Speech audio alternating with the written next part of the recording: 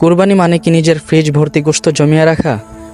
প্রিয় ভাই, আপনি যদি আশপাশে একটু খেয়াল করেন কিংবা অনুসন্ধান করেন, দেখবেন আপনার আত্মীয় স্বজন, পাড়া প্রতিবেশী কিংবা সমাজের অনেক দুস্থ মানুষজন আছেন যারা দিনের পর দিন, মাসের পর মাস, অনেকে আছে বছরের পর বছর একটু গোশতের স্বাদ কিংবা একটু খাবে, সেটুকুও তাদের ভাগ্যে জোটে না। আমি সবাইকে বলছি না, অনেকেই আছে যে মাসের পর মাস ফ্রিজে গোশত রেখে দেয়, কিন্তু সমাজের অনেক দুস্থ মানুষজন যারা আছেন খেতে পায় না, তাদেরকে দিতে অনেক সময় কার্পণ্য করেন।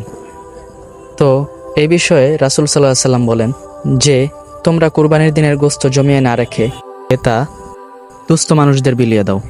তো প্রিয় ভাই, আমিও আপনাদের আহ্বান করতে চাই যে আপনার বাড়তি যে গোশতগুলো থাকে সেগুলো যদি সমাজে, পরিবার, আত্মীয় স্বজনদের দেওয়ার পর আপনি যদি সেই এতিম বা দুস্থ মানুষদেরকে বিলিয়ে দেন, তাদের চাহিদাটুকু মিটিয়ে দেন, সেক্ষেত্রে আমি মনে করি আপনাকে আল্লাহ ভরপুর রিজিকের ব্যবস্থা করবেন এবং আপনার জীবনে সফলতা আসবে ইনশাল্লাহ।